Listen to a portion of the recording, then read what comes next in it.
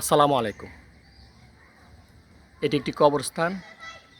এই কবরস্থানটি পূর্বে অনেক বেশি প্রশস্ত ছিল, সাথে পুকুর থাকায় বর্ষাতে যখন পানি বেড়ে যায় তখন ভাঙ্গন সৃষ্টি হয়ে আস্তে আস্তে কবরস্থানটি অনেক ছোট হয়ে গিয়েছে।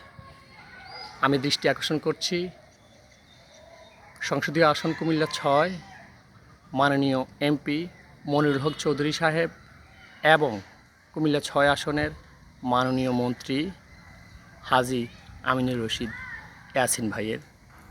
আপনারা আমাদের এই পুকুরের যে পূর্ব অংশের দেখতে পাচ্ছেন যে পাড়টা আছে, ওইখানে আমি আগেই বলেছি কবরস্থান অনেক ছোট হয়ে গিয়েছে।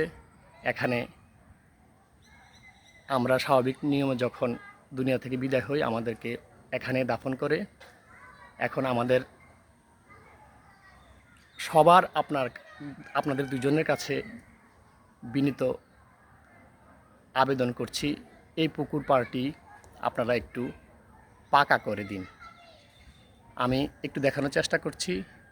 পুকুর পাড়ের দক্ষিণ অংশের একটা পাড় এলাকার মানুষ মসজিদের নিজস্ব তহবিল থেকে এই পাড়টা আগে বাঁধানো হয়েছে, আর উত্তরাংশে অনেক মানুষের বসতি, ওই পাড়টাও ভেঙে ভেঙে মানুষের বসতভিটা পর্যন্ত লেগে যাওয়ার অবস্থা।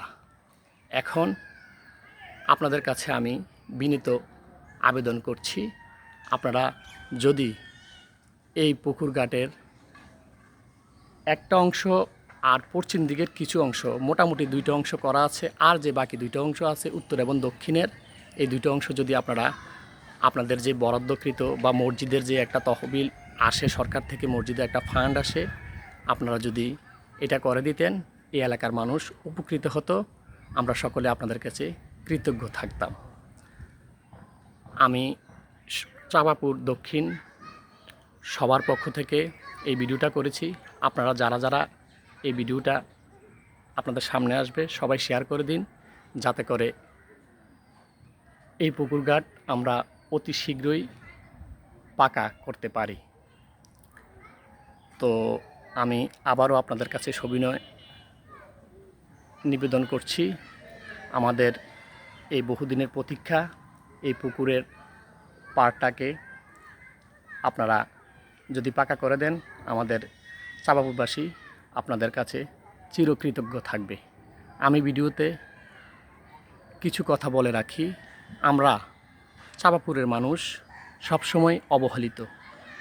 স্বাধীনতার পর থেকে আমি যখন বড় হয়েছি, যখন আমি বুঝতে পারছি সব কিছু, তখন থেকে আমরা এই এলাকার মানুষ সরকারের উন্নয়নমূলক সকল কাজ থেকে বঞ্চিত।